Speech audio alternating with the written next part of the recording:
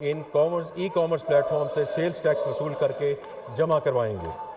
Petrol یا diesel استعمال کرنے والی اور ہائیبرڈ گاڑیوں پر سیلز ٹیکس میں یکسانیت لانے کے لیے یہ تجویز جاتی ہے کہ 18% ٹیکس سے کم شرح والی گاڑیوں پر بھی 18% عمومی سیلز ٹیکس عائد کیا جائے۔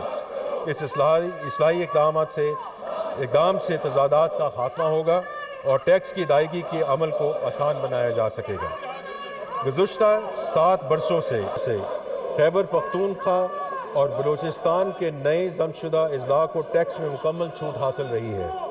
ان علاقوں میں کاروباری سرگرمیوں میں اضافے کے پیش نظر ٹیکس کی یہ چھوٹ ملک کے دیگر علاقوں میں کاروبار کرنے والوں کے لیے مشکلات کا باعث بن رہی ہے۔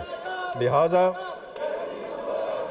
تجویز دی جاتی ہے کہ ان علاقوں میں آئندہ 5 سال کے دوران اشیاء پر مرحلہ وار سیلز ٹیکس نافذ کیا جائے، جس کا آغاز آئندہ مالی سال کے لیے 10% کی کم شرح سے کیا جائے گا۔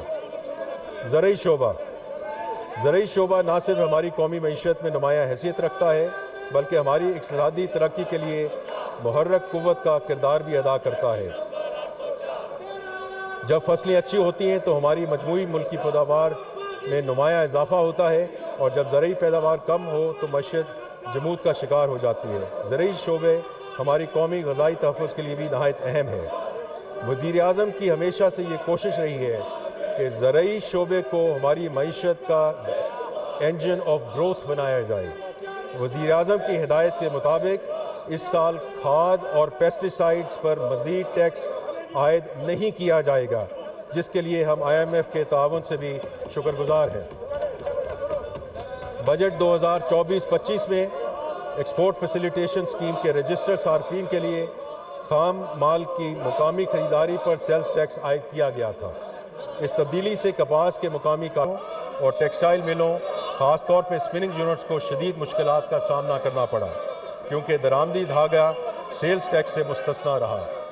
کپاس کے مقامی کاشتکاروں اور ٹیکسٹائل ملوں کو برابری کی سطح پر لانے کے لیے درآمدی کاٹن جان پر ایکسپورٹ فیسیلیٹیشن اسکیم میں سیلز ٹیکس عائد کرنے کا فیصلہ کیا گیا ہے۔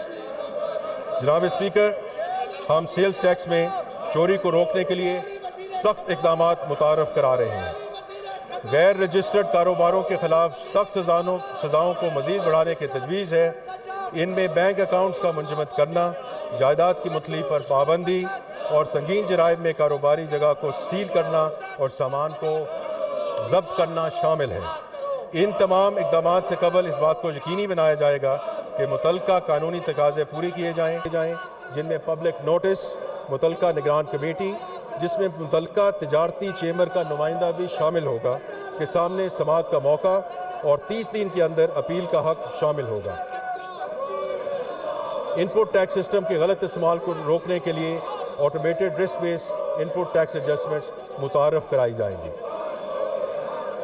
جناب اسپیکر، اب میں آؤں گا digital presence proceeds tax act 2025۔